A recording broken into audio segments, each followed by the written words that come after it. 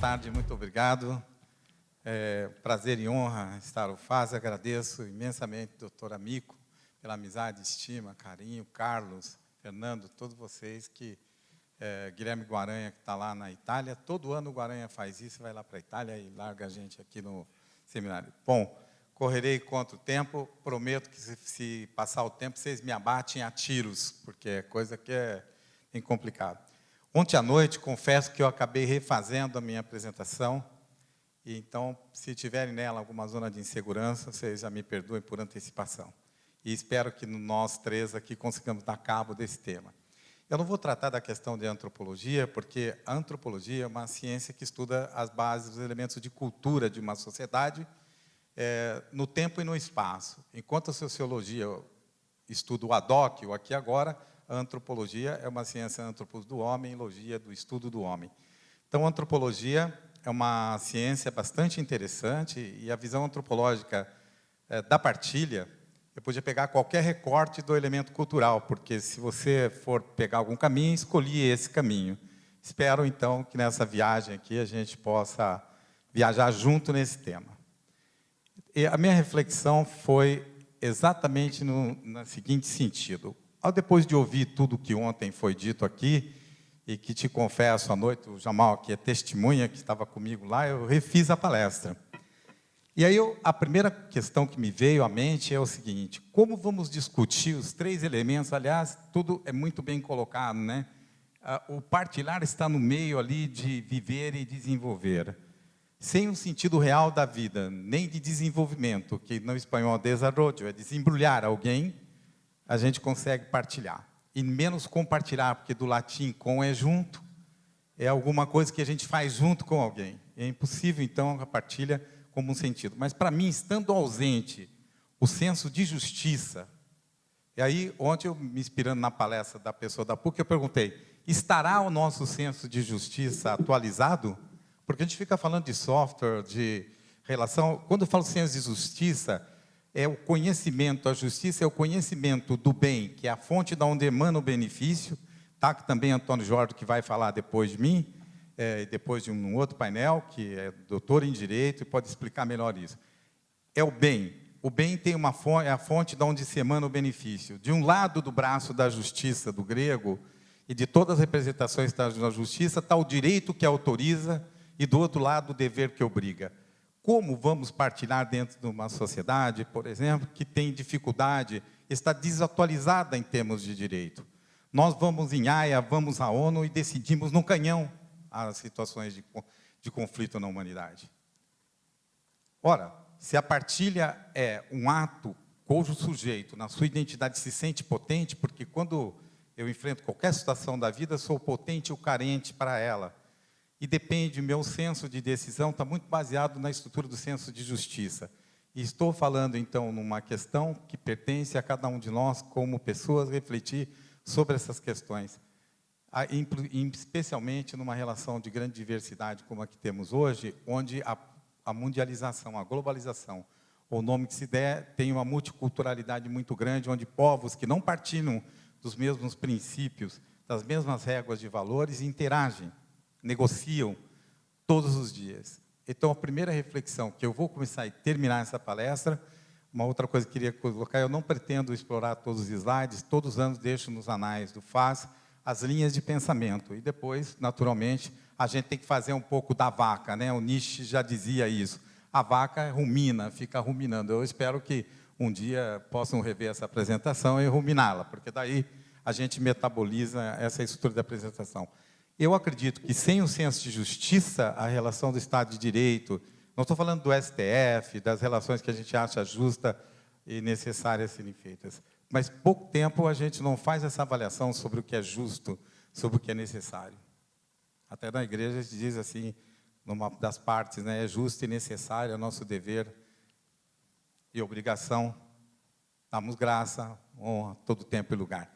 Então, essa foi a primeira provocação. Eu não venho aqui sempre vim para confundir realmente, fazer algumas provocações. Outra questão diz assim, se você se sente impotente, confuso, depois de ouvir ontem, eu me faço a primeira pessoa nisso.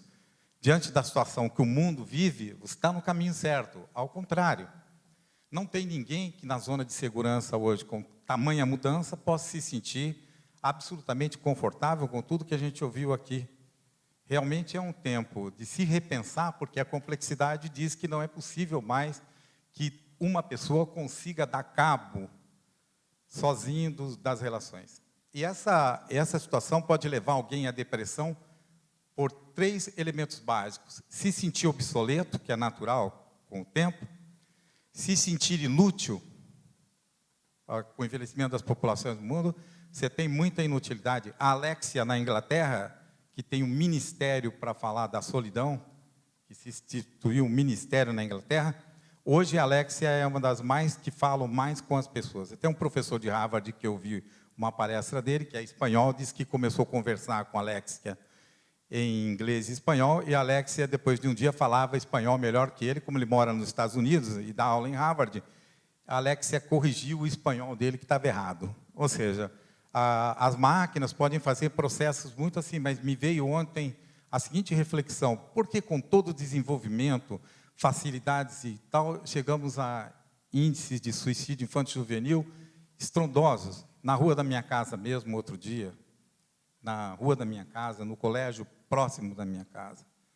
Ora, temos que olhar se o nosso senso de justiça está desatualizado e entender o seguinte: num mundo complexo demais, é possível se sentir obsoleto, inútil e, o terceiro ponto, irrelevante. Dali para frente, os antidepressivos e tal serão necessários.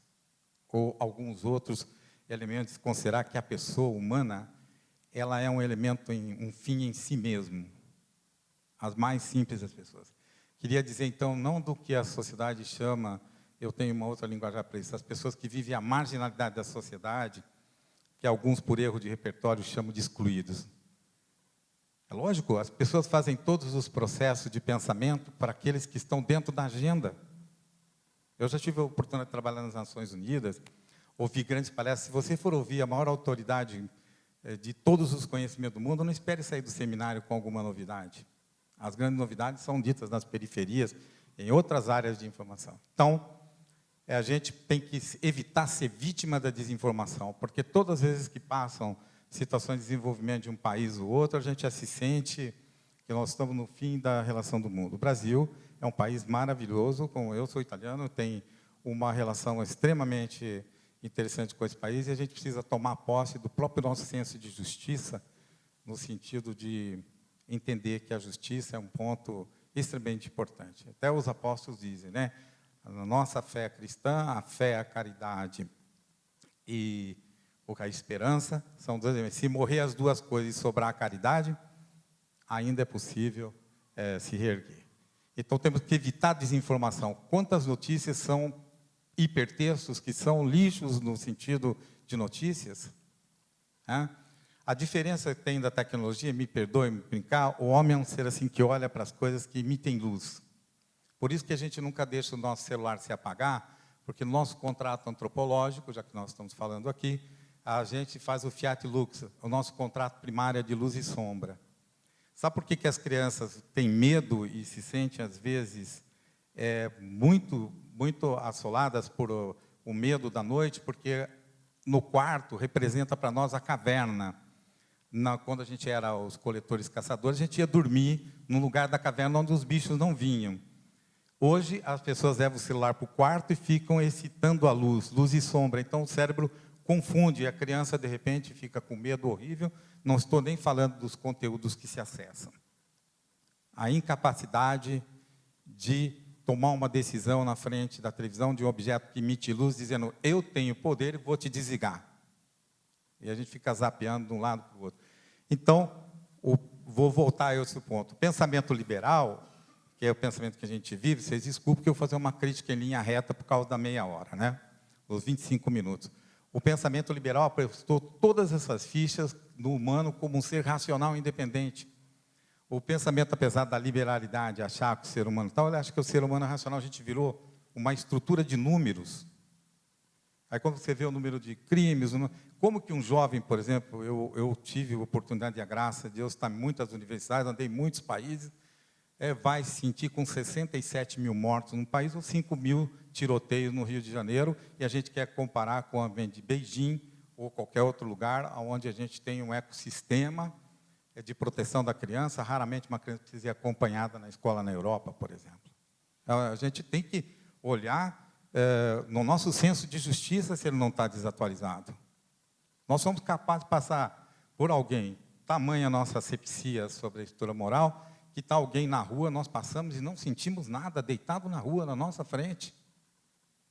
Então, eu digo assim, falar uma estrutura de compartilhamento, a gente tem que pensar isso, os pensamentos, não estou aqui defendendo corrente política, nem imaginários qualquer. Só falo como que a arquitetura, já que meu tema é antropologia, defende a ideia do racionalismo, ou seja, o ser é um ser racional, independente, e com isso que nós criamos um monte de criaturas míticas. Qualquer personalidade hoje tem condições de sair e ser rainha do funk, é mais sexy do mundo, a mais interessante das pessoas, de uma hora para outra. E por que existem os mitos? Porque amanhã, isso eu tive uma aula, uma época, com Bauman, em Sorbonne, e ele dizia da sociedade volátil. Os mitos estão dentro de uma sociedade volátil, cuja manchete de hoje embrulha o peixe na banca do japonês, com todo respeito, amanhã. Então, é uma alteridade imensa. Então, e essas bases dos mitos são os mitos da sociedade moderna. A gente tem até mitos recentes, assim, que eu não vou julgar, não é meu pensamento, mas em todo lugar as pessoas saem, são a causa do mito, e as pessoas não fazem questão de corrigir, não. O mitológico é algo que eu quero eternizar. Olha que do grego, né? É algo que eu quero eternizar. Então, qualquer pessoa, artista de funk, sem nenhum desprestígio, até gosto, acho uma representação cultural, qualquer pessoa vira personalidade, às vezes de um bumbum, de uma coisa assim, acho que é um processo muito curioso esse, sociedade moderna. A democracia também, que a gente discute tanto, a gente vive isso, acha que o eleitor é o que melhor sabe das coisas. Só que, imediatamente eleito, acham que é a pessoa que menos sabe das coisas, porque ninguém tem interesse genuíno em conhecer o que a pessoa conhece. Então, eu falo assim, a gente precisa rever conceitos. Também o mercado, o livre mercado, que é o principal elemento de competitividade da atualidade, eu também acredito na estrutura do livre mercado, mas, às vezes, precisamos ter condições equinâmes. A Europa, os Estados Unidos protegem sua agricultura, protegem violentamente seu sistema. É só você ver a Organização Mundial do Comércio, as grandes lutas e demandas que tem. E também o mercado livre acha que o cliente tem sempre razão, mas vá depois, no pós-venda, por exemplo, do seu carro, compartilhar um sofrimento que você tem lá. Por isso que eu estou pegando os 3 temas. Viver, desenvolver e compartilhar. Por aí você vai perder a sua estrutura de sensibilidade. Aí eu estou deixando esse grifado que o meu amigo Jamal me ajudou aqui. Quer dizer, os economistas comportamentais e o pessoal de psicologia de economia, falando, qualquer pessoa sabe que as reações humanas são muito mais emocionais do que racionais. Se os números fossem suficientes para mudar a história do mundo, 67 mil mortos no Brasil, 40 mil no trânsito, dezenas de outras, e também muitas das agendas boas que não circulam. Então, quando você tem uma linha de compartilhamento, cujo a base da estrutura de estímulo e reforço e resposta é nociva, a pessoa alimenta um imaginário. Eu, por exemplo, eu trabalhei no Rio de Janeiro um pouco tempo, com Guaranha, lá na Enseada do Paraguaçu, eu ia com medo, isso não pode andar tranquilo na rua, porque com a reprodução dos sinais, as minhas emoções estão sempre num nível. Então, as pessoas estão em linhas de emoção, e a cristalização das emoções entrando por uma zona nefasta, mas pode gerar a estrutura do avareza, ira e estupidez, que juntos tudo a gente chama isso de ódio. E a gente vê isso direto. Na internet, muita gente usa como mecanismo para esse tipo de caminho. Então, eu falo assim, de novo, estará o nosso senso de justiça desatualizado? Essa é a pergunta que eu faço. Então, não só a racionalidade, como outro ponto, a individualidade é também um mito humano. Essa questão, eu sou bom, toda hora as pessoas se colocam na primeira pessoa. Ontem, Dom Deus falou isso na palestra inicial dele. A primeira pessoa do plural é pouco exercitada na estrutura da língua, das nossas relações. A gente é uma sociedade centrada no eu, na particularização do eu. E isso dá alguns problemas, ausência de pertencimento. Mas, na verdade, raramente um ser humano pensa por si só. Qualquer um de nós que está falando aqui, ou fazendo uma conferência, deve, porque emprestou experiência, conhecimento de um monte de gente. Então, não compartilhar não é um ato natural. Porque a gente já tem uma dependência, a nossa própria mãe, né?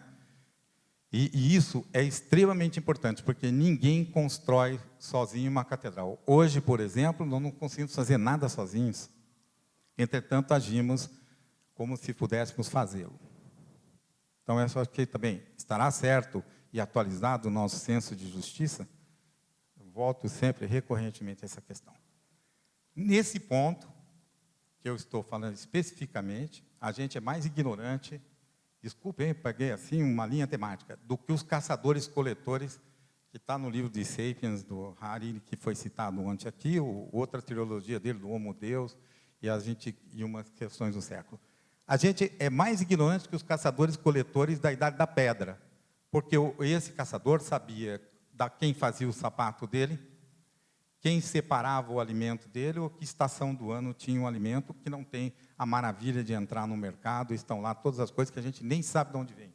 Eu fui almoçar hoje, gentilmente convidado pelo pessoal da DCA numa churrascaria, e fazia muito tempo que eu não comia sagu. Aí eu pedi, o homem falou assim para mim, gostou do sagu? Quer que eu te dê uma mudinha da árvore de sagu? Falei, muito obrigado, é muito interessante, vou plantar lá uma mandioca, alguma coisa, mas ele me disse, ele falou, tem um monte de gente que quer a semente para plantar. Não, eu falo assim, eu fui com a minha filha no Parque da Água Branca um dia, e ela mostrou um pavão, era lindo. Já contei isso aqui um dia, não faz muito passado. E na outra vez, eu falei assim, mas a fêmea do pavão não está aqui, né? E para mim te mostrar. Um dia ela viu um grupo de galinha da Angola passando e falou, pai, você tem razão, a fêmea do pavão é feia mesmo, hein? O problema da relação da nossa ignorância, ou seja, nós somos ignorantes nesse sentido. Chama ignorans do grego, que é ignorar o sentido honorífero das coisas, da grandeza que tem nas coisas. Assim como a igreja chama também a preguiça, aquela preguiça das coisas intelectuais, como chama, insídia, ou insídia, do verbo. Às vezes a gente não é preguiçoso, a gente é preguiçoso para as coisas profundas, que nos obrigam a mudar. Né? Por quê? É fácil, turma, se eu saio da igreja, ou bate na janela do meu carro alguém que me pede alguma coisa, eu posso agir por uma ética de conveniência, e abrir a janela para ele não me incomodar e dar. Ou na porta da igreja também dá, por ética de conveniência. A minha ética de responsabilidade me levaria a saber a história dessa pessoa, mas se eu ignoro, eu continuo moralmente tendo uma asepsia moral, porque já pensou essa pessoa dizer para mim, eu realmente tenho um problema, senhor, eu estou aqui com um problema. Eu seria obrigado humanamente a ouvi-lo. E aí talvez, né, o meu próximo almoço naquele lugar precisasse ser trocado de agenda, porque ele alcançaria meu senso de justiça e de não posso partir daqui. Então eu falo que isso é muito perigoso na sociedade. Ou seja, hoje nós pensamos que sabemos mais, por causa do volume de alto fluxo de informação que a gente tem, e na verdade, a gente sabe muito menos, porque a desertificação do conhecimento. Foi falado aqui ontem da validade de um diploma de engenharia e tal, é menos de 2, 3 anos, depende da estrutura de ciência que está ligado àquela área de conhecimento. Em microeletrônica, por exemplo, é menos de 4 meses. É lógico que isso, mas a minha pergunta continua sendo assim, por que essa sociedade não é mais feliz, então? Por que ela não se sente mais realizada? Por que os jovens têm uma relação menor com a esperança?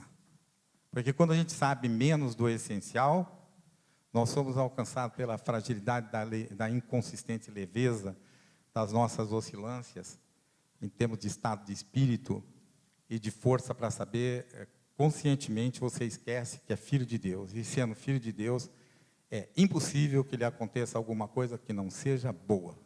Como também diz Paulo e outros. Só que é difícil manter esse tipo de espírito, porque a gente conhece um monte de conhecimento, tem um monte de conhecimentos acessíveis, nem todos os conhecimentos são edificantes.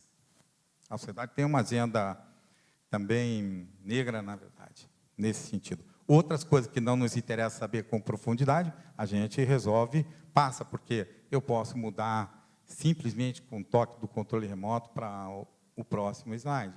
Essa coisa é assim.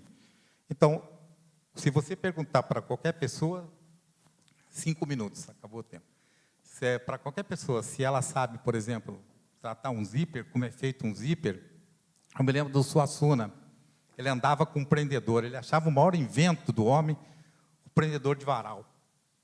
E onde ele ia, aliás, o Suassuna não viajava de avião, então ele nunca saiu do Brasil, tendo os livros dele traduzidos num monte de países, ele nunca saiu, ele falava assim, o prendedor é maravilhoso.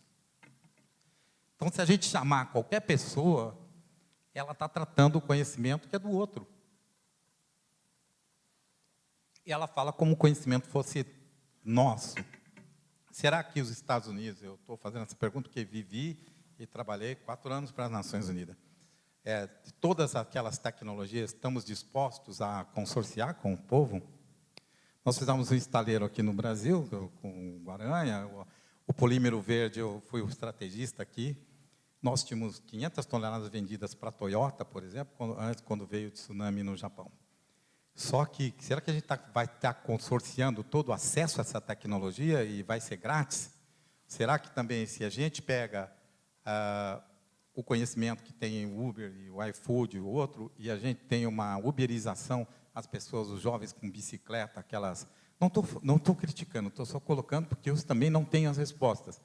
E estou pensando, o que será a estrutura friccional, onde, por exemplo, você vai levando, arrastando gente para as zonas, assim, antes de estar na escola lá, está andando com a bicicleta para baixo e para cima, né? Bom, a ilusão do conhecimento, esse é um outro ponto. Eu vou deixar isso aqui, porque tem mais 2 minutos só. A ilusão do conhecimento do mundo complexo nos faz opinar sobre tudo. Todo mundo comenta tudo com uma, assim, exímia confiança de que sabe o que está falando. E ele, às vezes, comenta, porque ele leu numa revista e tal.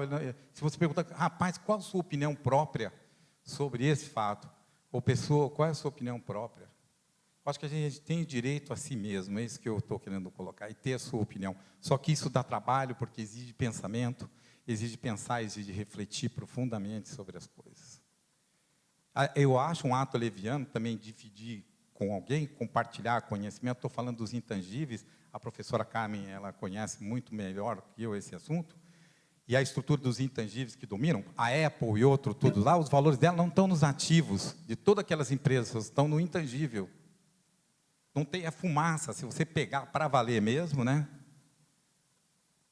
Você vai ver que tem uma estrutura, só que o intangível hoje domina, porque houve explosão do imaginário humano.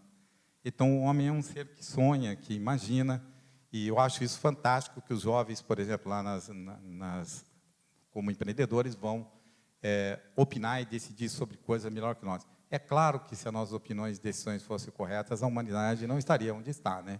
Por isso eu falo, o nosso senso de justiça atualizado, e eu digo, bom, então nós raramente contemplamos nossa ignorância, raramente. Eu nunca chego para ele e falo, Bernardo, você é um tremendo ignorante, olha bem para você em alguns pontos, às vezes, quando minha esposa chama a atenção, eu tento reconhecer, mas com muita resistência ainda, às minhas ignorâncias. Às vezes, até de comportamentos primários, assim, como gentileza, ausência de gentileza, um ato irritadiço, então não precisa ir muito longe, não. Eu tenho 4 filhos e fica sempre assim, de vez em quando eles falam, pai, você é ignorante, eu tenho que pensar um pouco, muito interessante, porque a gente se fecha numa câmara de eco, e o que a gente faz? Quando as pessoas nos dão like, só lá assistir lá o Black Mirror, você vai ver, quando nos dão like, eles confirmam para a gente, autoconfirmam as nossas ilusões, mas jamais poucas pessoas desafiam você a pensar. Eu acho que nós temos uma sociedade muito mais inerte no sentido da sua reflexão e acomodada do que uma sociedade realmente com uma proposta interior de refletir, de pensar, de inconformismo com o que sabe, com o que pensa, como age. E tem que decidir eticamente 3 coisas básicas. Eu quero isso para mim? Eu posso e eu devo?